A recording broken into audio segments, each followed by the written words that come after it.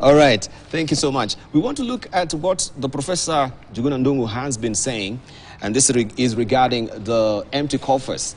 The government is hard-pressed to raise funds and meet its financial obligations, with demand for money appearing to have outweighed its expenditure.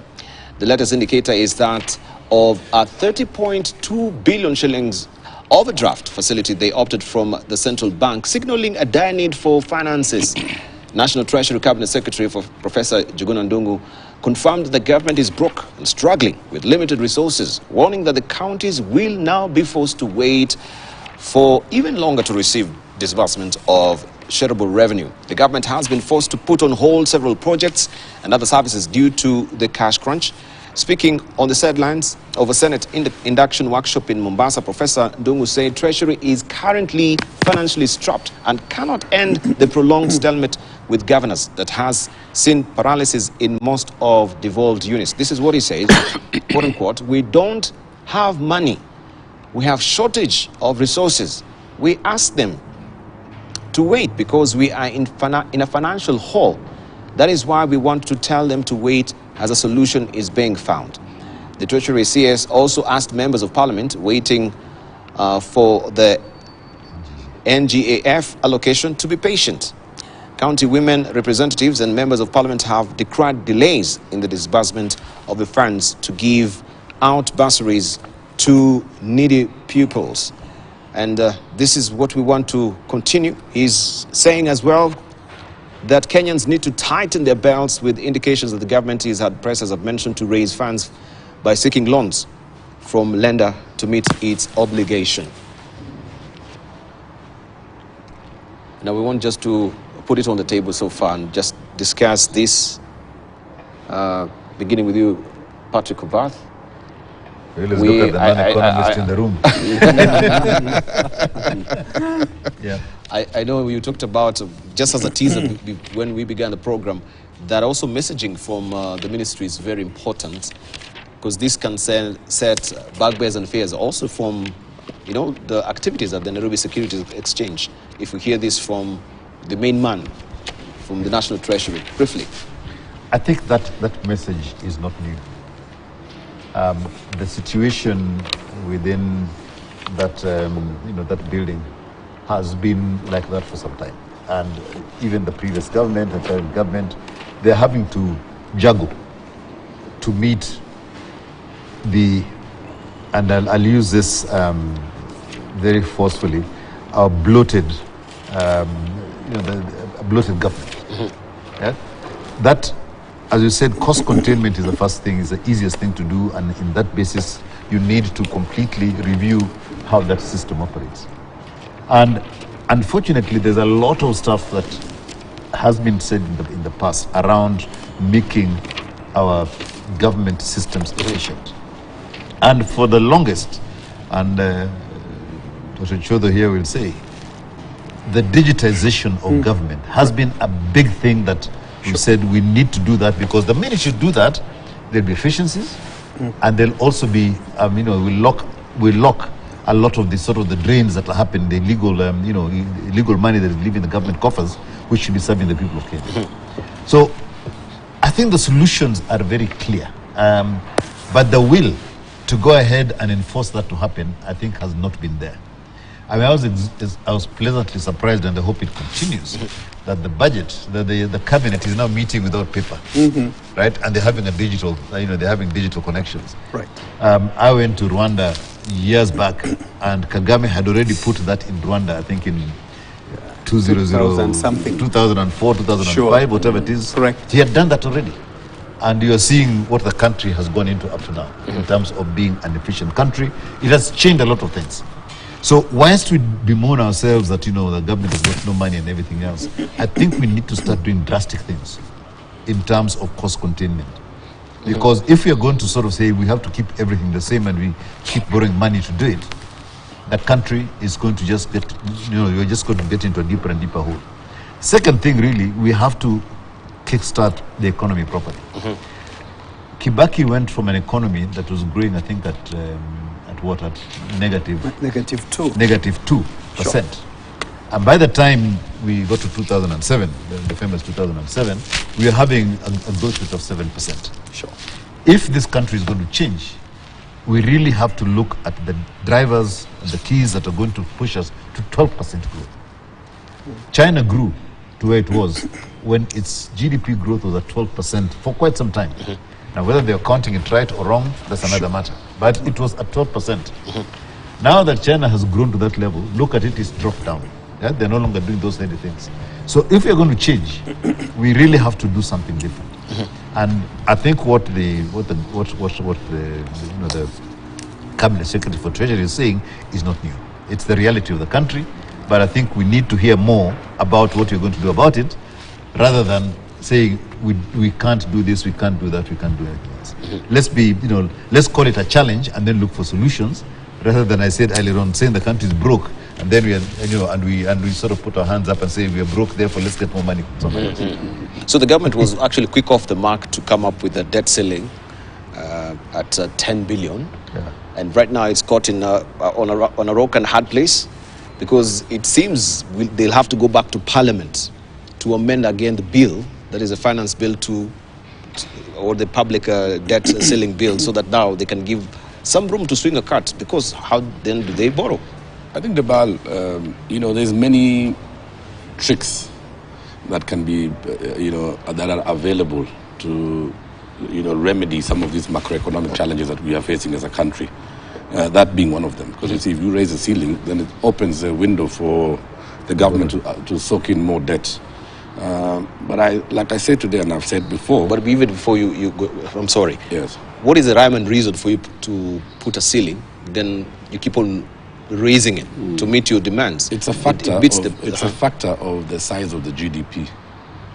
You see, it is, for example, if you want, as a business, to go and borrow from a bank, they will look at you on the basis of the value of your collateral.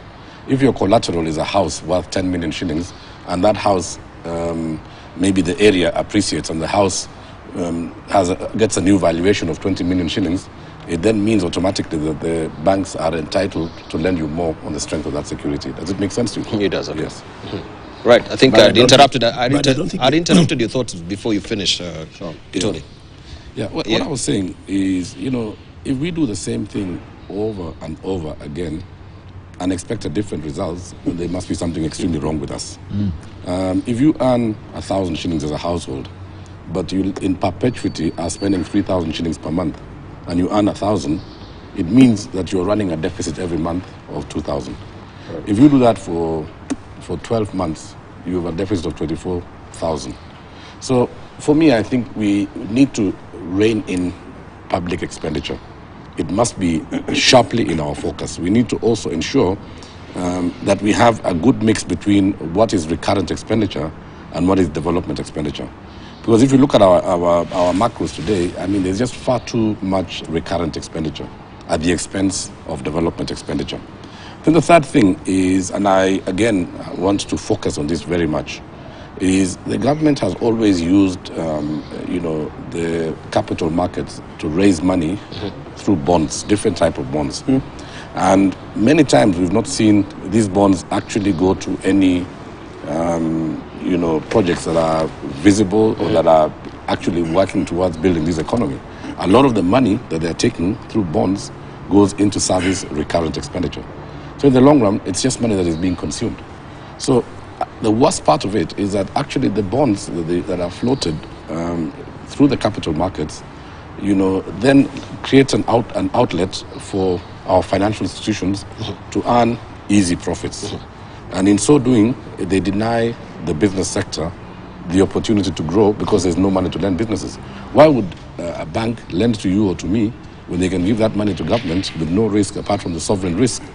And very little, the administration of floating those bonds and selling them for government is so much less than it is lending money to enterprise. So you see, the bond market actually is a deterrent or does not spur the economic growth that we need to see. And I think those are some of the things that Professor Njuguna should be telling us. What is his plan to build the SME sector? What are we going to do as a country to make it possible for people to get into gainful self-employment through business, through farming, and other such-like activity. Right, thank you. Dr. Shem. The BAL, in terms of further borrowing, for me, maybe that's one of the few areas where I find the new administration at fault, because in many of the other areas, I give them ticks in what they're doing. I would want to encourage the Treasury to, in terms of public debt, further debt, let that be an extremely last option when we cannot do anything else. But it shouldn't be the first option.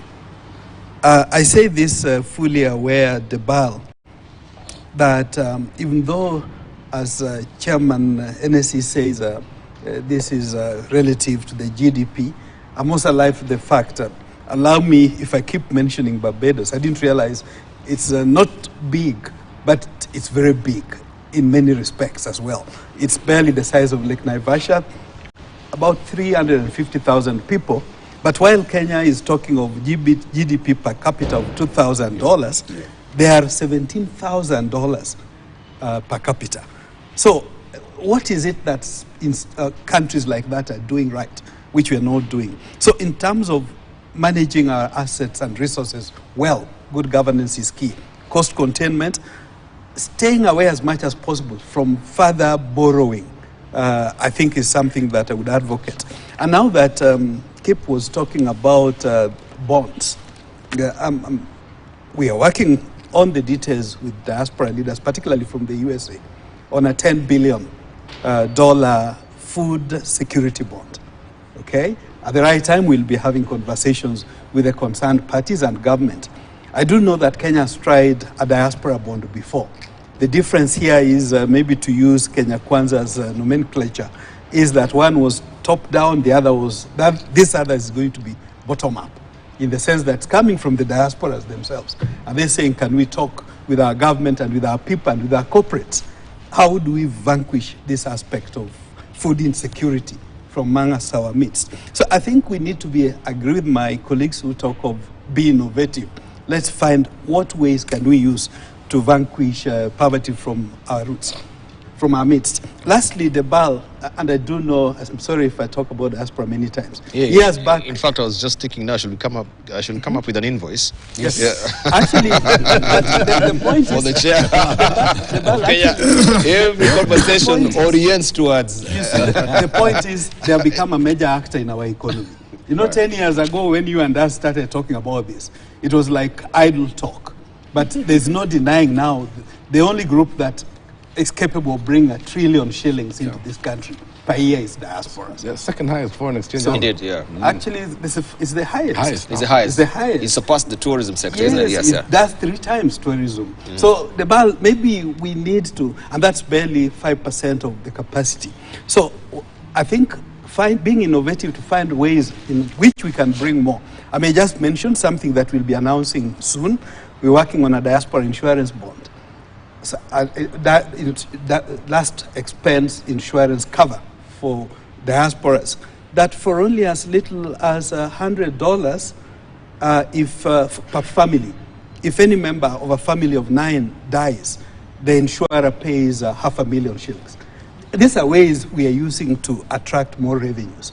So obviously, I would want to encourage our corporates and government, not only at national level, but also county, to find ways to attract more. I may just mention in that regard, we're working with the Kakamega County government as we are talking. We have a team from Kakamega County in Japan, capacity build, but also looking for money, revenues, investments to come in. I think we need to do more of such. All right. So let's hear from Professor Gituro Wanaina on this.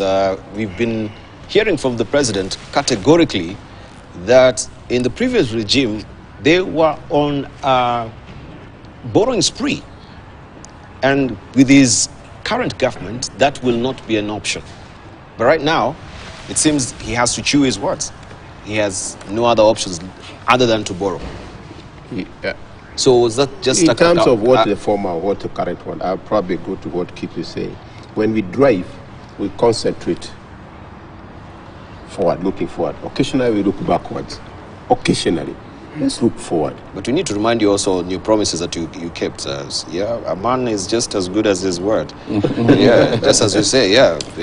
And I come from the premises that, by the way, if you actually peg to GDP and you look how the GDP has been behaving in this country, then there are times you should be going down in terms of our borrowing. And therefore, the purpose of borrowing is to create wealth. If you look at all the parameters which define wealth in this country, since we started borrowing, particularly when we talk about when it came to devolution, you seriously see they are all pointing downwards. So what is it telling us? Probably borrowing is not helping us. There's something beyond borrowing. It's how you manage that amount you have borrowed. And to be honest with ourselves, we have not managed it well. True. It's good to borrow. I suppose that some of the assets we have built, even here individually, is through borrowing. But you have used that borrowing to create wealth. And that is what a country should be focusing on. There are issues of transaction costs, which involve that kind of thing we borrow. And we have cases of dams. We have cases, whatever. So my reading here is, and this is where you find countries like Pakistan now is in problems as we talk. IMF came to town. Sri Lanka IMF was in town. Here we have IMF in town. But it's us as a country. By the way, I would like to meet the ambassador of Barbados. I was supposed to have met him. Oh, right. My old classmate in the UK, they are very good buddies. I look fine. But so my point here is, let's be hold our horses. I think we are not in a point. The economy is not good. If I was to ask what to do today, I will ring-fence the price of maize meal. Deliberate as a government, I will ring-fence it. And what will change the narrative of this country, and I don't want to be as a prophet of doom, it's not what Raila is going around doing. It's when the food will go down, will go the way people went to the hill. People will go to the hill. And we need to be careful to ring-fence that.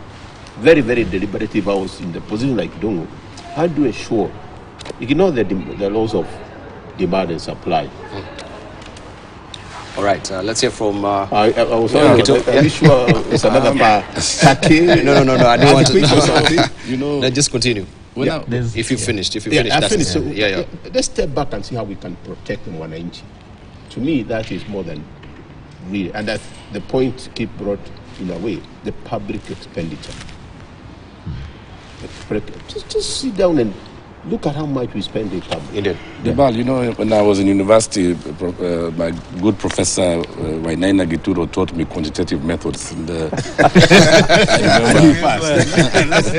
he passed. He was a good man. The first time he introduced us to differential calculus, it was like something completely unrealistic, and I couldn't quite ever think that I'd even get out of that classroom alive, but we did. And I never thought that one day I'd be sitting next to him talking about the economy. Right. But in those days, I recall we actually had people who were responsible for the macroeconomic, they underpinned the macroeconomic strength of this country. I remember people like Professor Ryan. Right. Who is the Professor Ryan today? Who are those people whom we can look to and say, these are the people who understand the dynamics, the foundations, the things that underpin our economy? How do we determine, for example, our tax base, our tax collection methodology? But that's an institution you said it has no creativity anymore. Today, I'm sure when they look at what Patrick Obath is earning, and he's appointed to a board somewhere else, they want to look for him again so that they can ask him for that same money. We are not looking as a country at what it is that we can do to spur productivity, right? We've been doing rain-fed agriculture since time immemorial. I mean, I for one, I know that for example, our former president, his family are very big in agriculture. I thought that in his 10 years in power, we would see the dial shift in agriculture in this country towards a more scientific, a more productivity-based agricultural economy. look at the whole issue of unemployment today. I mean, how many people are in gainful employment? How many people have lost employment? How many SMEs have collapsed? I think we need to shift to a productivity economy. The ring fencing of the price of flour is very important, especially in an economy where there's so many people living in abject poverty. But then I think the start, what's the chicken and what's the egg? At what price are we producing? What's the cost of the production of that maize? Even if we ring fence it, and we are ring fencing it on the basis of imports, that's also not sustainable. So I think we need to go back to the macroeconomic fundamentals. What are the things that actually we need to do to make sure that this country is afloat? Indeed. I wanted to add on to what Kip said earlier on about the balance between the current expenditure and development. And I want to just go back to the Kibaki period, which I always say that those things were actually right. Look at the investments the government made at that time and the impact those investments are having today, right? One of the biggest things that came in under Vision 2030 was what? I think a super highway. Sure. I mean, at that time it was a big bragging thing. But look at the impact that highway has had on our economy. Just look at what happened around that single road in terms of the growth of industry and the urbanization, etc. Everything that happened around that. If you calculate back how much that has brought into the economy, that was a wise investment in its own right.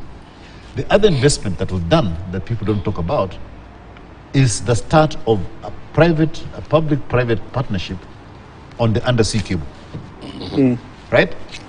And that came about as a discussion between the private sector and the government at that time in terms of creating a digital gateway into this country. What has happened since that one single investment was done? Look at the digital expansion in this country. And it has gone so fast that the government hasn't needed to do any other intervention. There are, I think, about 6 undersea cables now that are supplying digital access to this country. Right. Now, what has digital access meant to this country? Look at the amount of jobs it has created and so forth. How much did that investment in the undersea cable by the government done? How many times has it paid off? So we need to start thinking around the right kind of investments that will then, you can see the impact of them within about 4 to 5 years, right? And the government does not have to invest.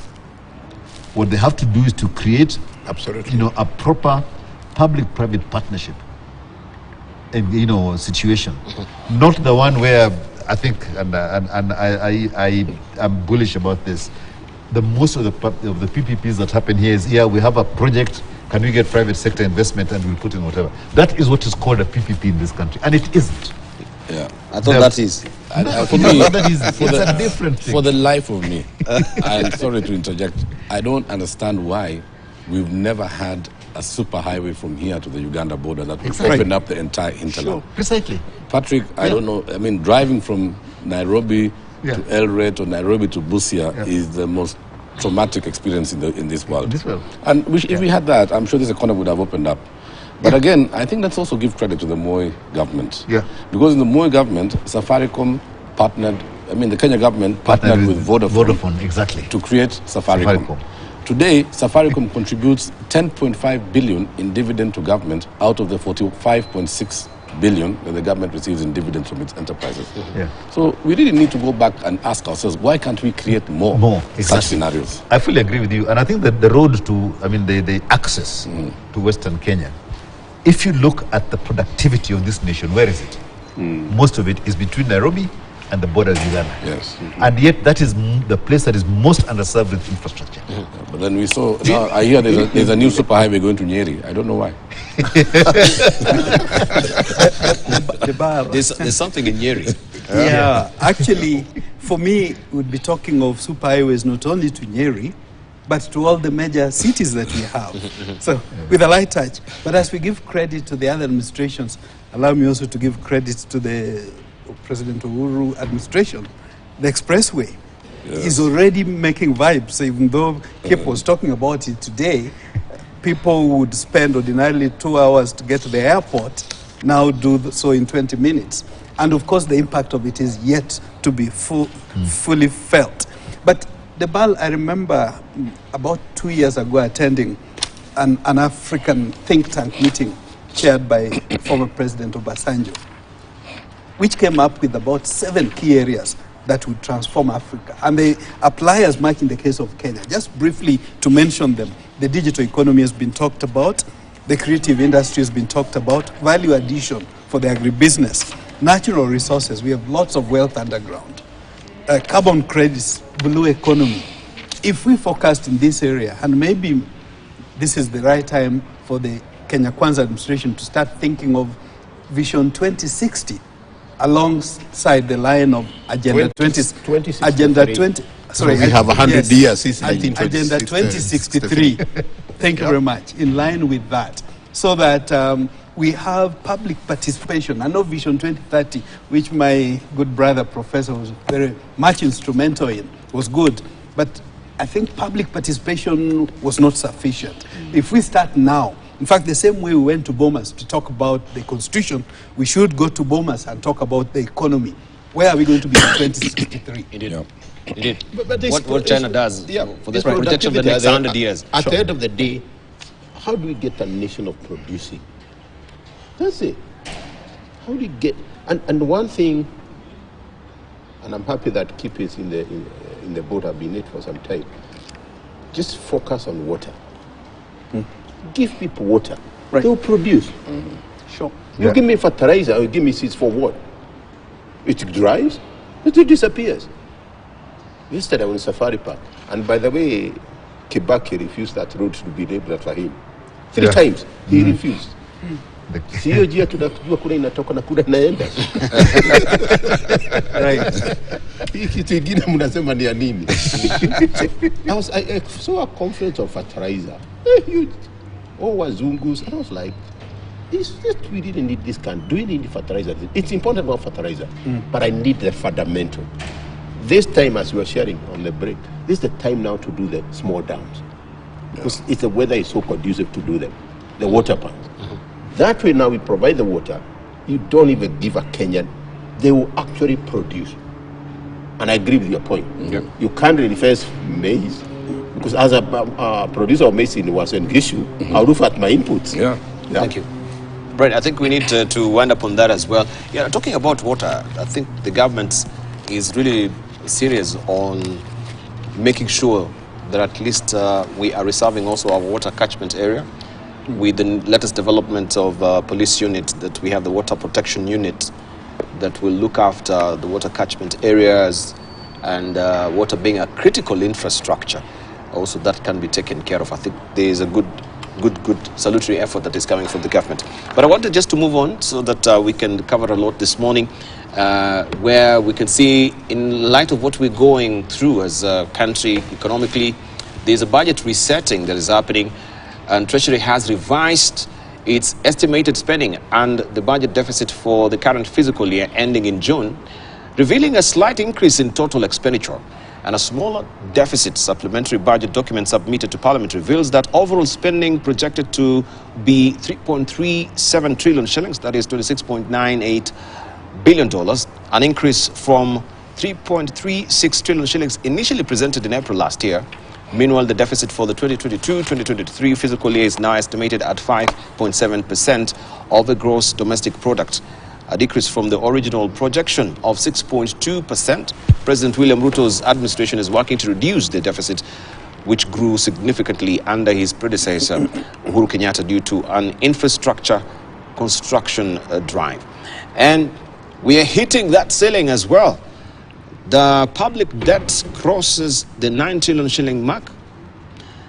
The public debt has surpassed Kenya, that is Kenya shillings, 9 trillion shillings for the first time, bringing the country closer to reaching the 10 trillion shillings limit set by Parliament in June 2022. According to Central Bank of Kenya, public debt hits 9.145 trillion shillings, that is $73 billion in December, made up of 4.472 trillion shillings in domestic debt, 37.88 billion shillings public guaranteed debt and 4.673 trillion shillings in external debt. The debt is poised to get past the 9.44 trillion shillings, according to early estimates by the Parliamentary Budget Office, which will be just Kenya shillings 560 billion shillings. There is a very interesting editorial cartoon that we had yesterday from Stano inside the People Daily, and this is what he has drawn. Public debts, the 9 trillion shillings. You can see the fat man who now is the one who actually, the donkey has been lifted there, if you can see. At this rate, that would be huge. I'll have to carry the donkey and the luggage on my back. And I can see Wanjiku on the public debt, the way the rotund man has actually become heavier and heavier. Kure used to say, Punda amechoka. Punda is here now, amechoka, the CS of and trade. You can see how he's trying to not to go And up. Punda is very resilient. Extremely. Yeah, but in light of Patrick Obath, what I've just read so far with hitting that ceiling, I think But is the color of the shirt saying anything? optics. His characters.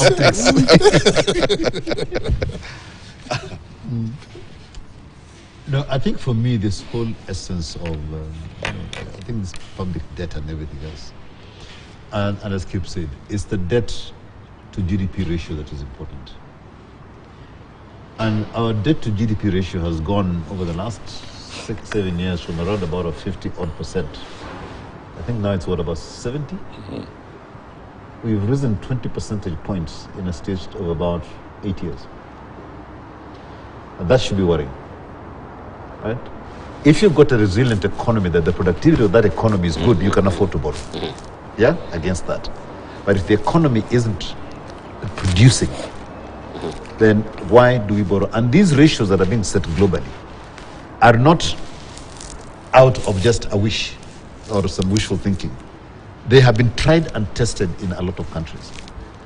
Right? And people say, no, the US has got, I don't know, 90%, I don't know who has got 100%, 110%. But when you look at the ability of that economy to generate, that is what you look at.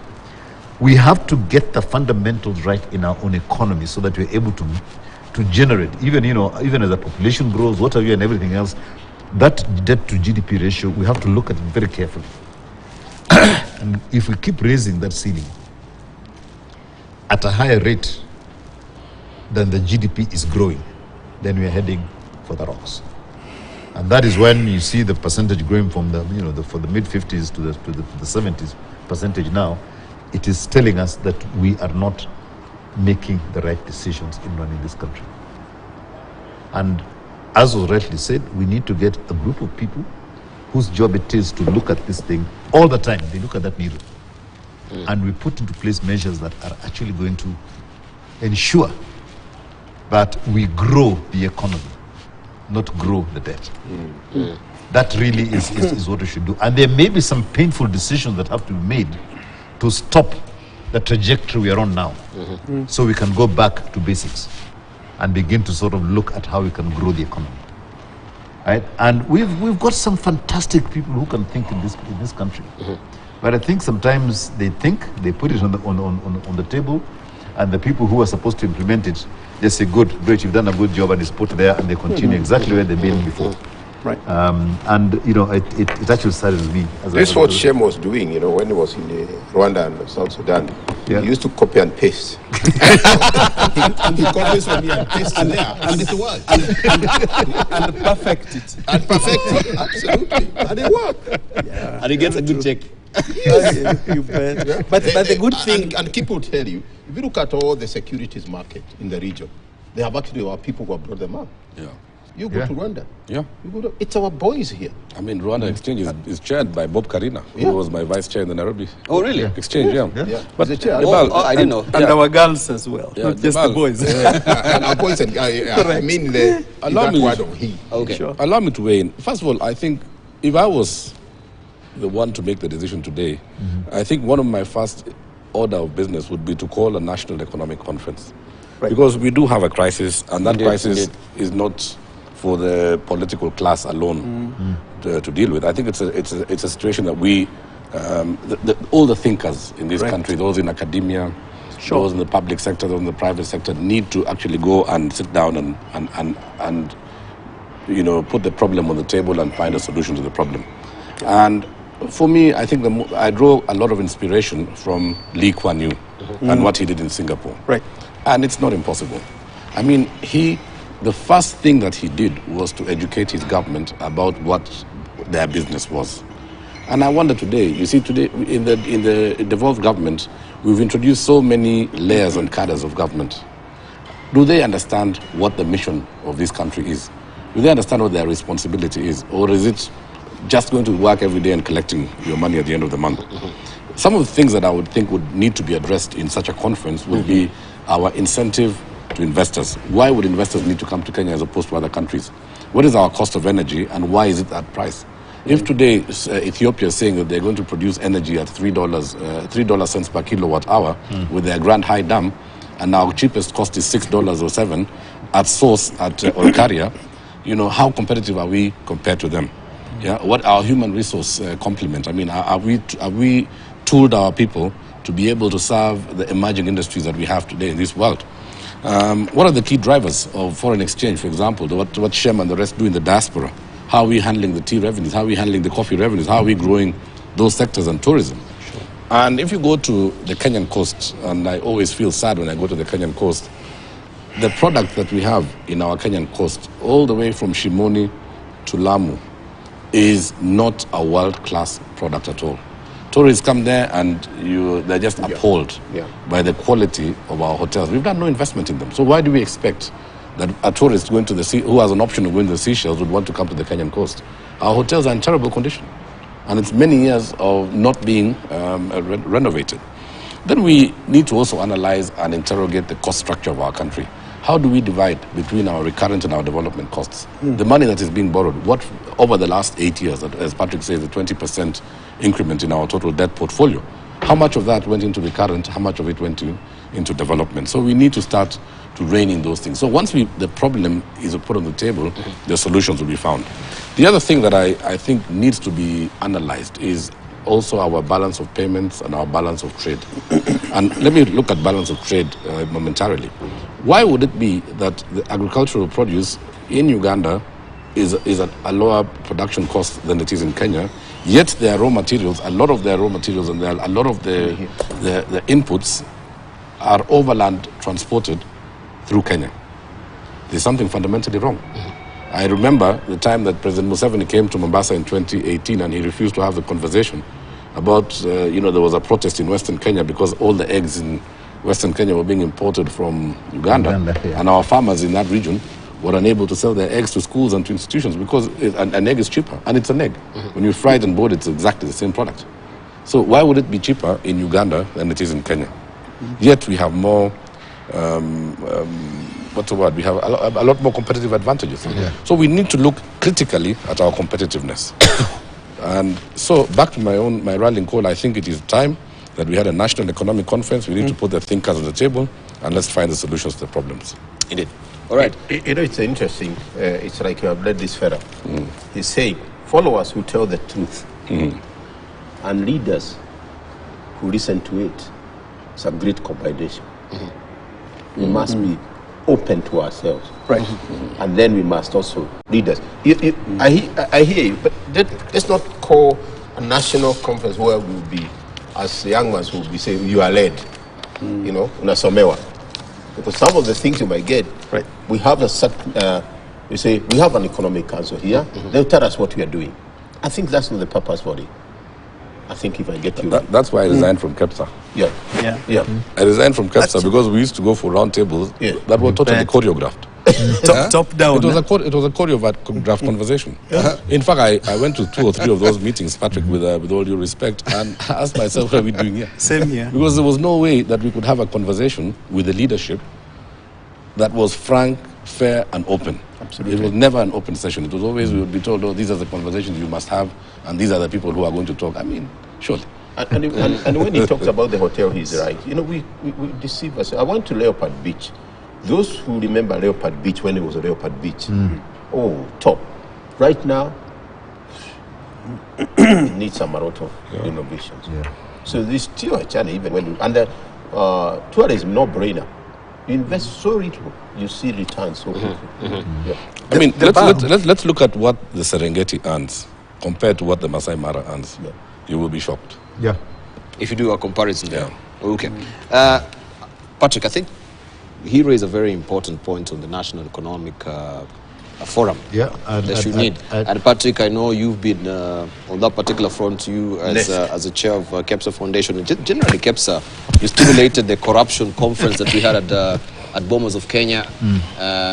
Can you consider coming up with a conference so that we can have this conversation? I think I'd like to take Kip's point further and go back to NESC, where it was not just you had a forum where things were done and were discussed, and then you had a body that actually continued the discussion beyond. There is a National Economic Council. Yes. Okay. And they would actually, and that Economic Council, and Prof was sort of right in the heart of it.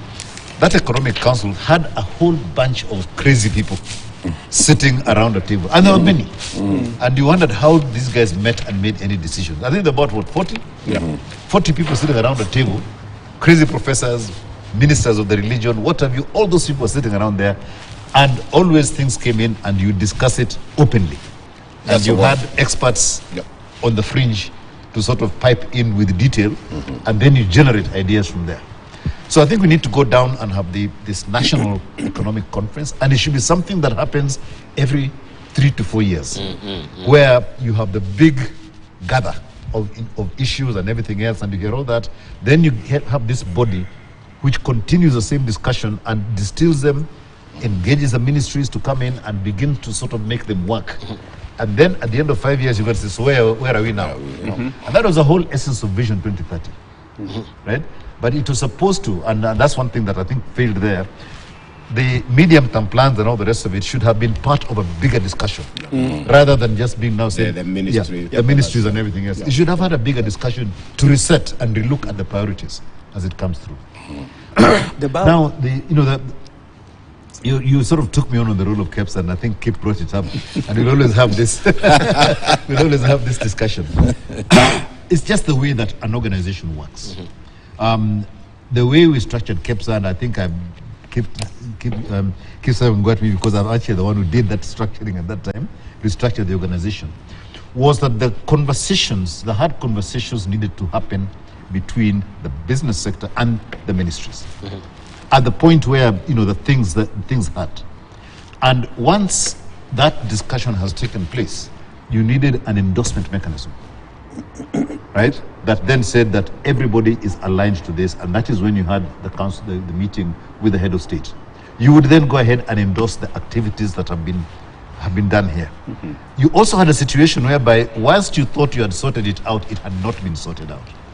Then you take it up to that level and say, why hasn't this been sorted out? And in some instances, what was perceived to be a talk shop there, actually people were ordered to go into the next room.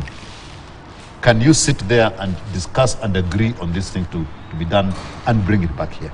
And I think one of the biggest things that happened out of that particular conversation at that high level is the Companies Act, which had been sitting somewhere for 10, 12 years or something like that. And until the Attorney General, the private sector, and the Leader of Parliament were told, go out of the room and tell us how you're going to bring this back and make sure that this act is passed through Parliament. And people have been saying, no, it's too much information, we can't read through it, and it's complicated and everything else. But that statement, by getting people to go out and do it, actually got that Companies Act, I think, done within a year, which had been sitting around for quite some time. So there are some things that, as a result of that level of discussion, worked. But most of the activities really should never have been taken to that level. They should actually be at the operational level. And that was the infrastructure then. Maybe the world has changed, and we need to look at different forms of engagement as of now. I think about respectfully, KEPSA has done a lot in this country. They have really been a very progressive force in this country. And in fact, KEPSA was also actually very instrumental even in the revival of the Chamber of Commerce. With Patrick and the good work that we did maybe 12 or 13 years ago. 13 years ago, Actually, the problem is not with the business community. Because the business community went to the table with clean hands. Yeah. And they went to the table with solutions to problems. At some point, I think what happened was, KEPSA and the round table was a victim of state capture. Because now the state started to dictate what it is that we could discuss and what we couldn't discuss. Yes. So you see, I think the operative word, and Patrick alluded to it, is open conversation. We need open conversation. Right. That's what we need. Indeed. Yeah. All right. Briefly, then we continue with the other topics as well. Maybe in that I can't underscore more the aspect of bottoms up, which is actually what Kenya Kwanza sold during the campaigns. And I wonder what became of the investment council, because apart from NESC, I think there's meant to be an investment council. And one of the 7 areas I forgot to mention was the MSMEs. That's another potential driver. It's been mentioned, I think, in passing, to drive our economies forward. But even as we give credit to the various administrations, let's also not forget the role of Parliament.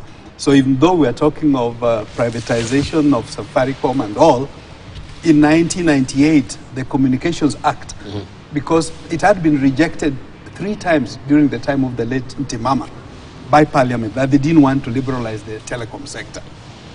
Had it not been for Parliament with that law, of course, the opening up wouldn't have happened. And others could be said, maybe Kip is being modest. He doesn't want to blow his own trumpet for having turned around the chamber. I can also say, although we talk of the undersea cables, nobody talks of the internet coming into Kenya, because having the infrastructure without content is like having highways without vehicles to run on those highways. So I think it's good that we recognize the various stakeholders that they have played, but I fully agree with the aspect of, can we come to whether it's a forum or an economic, national economic conference, but maybe a word to the ministries. They may not even have to wait for the national one. If, say, the Cabinet Secretary for Water just decided, why don't we do one for water? Within the context of that food security bond, of course, water is a major fact. One of the components of it is to have rural water cooperatives.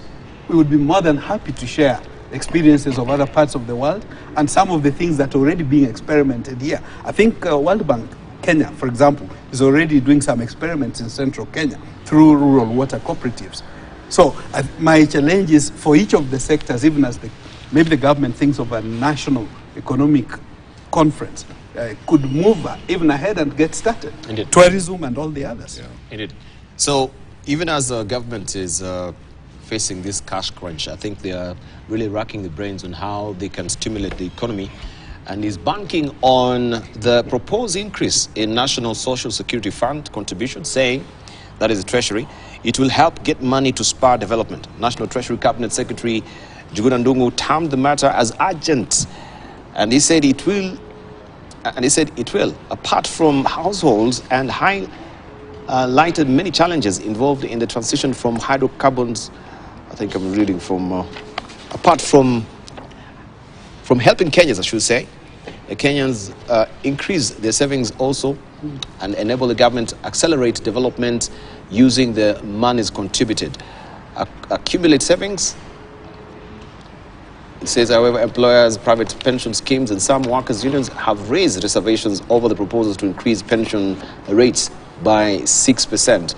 Federation of Kenya Employers said that while the move is noble, the modalities of implementation could be relooked at. You used a very strong word, and they will get you, they will crowbar you. They are lacking brains. Who? You said that. I didn't hear. Did I say they're lacking brains? No. I actually apologize for that, because I read from a different... the ego of the people there. You're laughing in the wrong way. You can be lynched. I've missed up with my scripts my there. brother. I had the opportunity to sit with most of them. Their ego, you're laughing it in the wrong way. No, I have no lack of brains here on my scripts. Lest I'm misquoted, I can't see anything like that. We want to take a short break. When we circle back, I deal with Professor Ndung'u, who is putting me on the spot right now. And then we discuss the issue of NSSF. We'll just hear from Rita Tinina on that particular story with the new development and the contribution. And also, the Federation of Kenya Employers, they've decried this particular move. They say this will be double taxing Kenyans at the end of the day. We take a short break.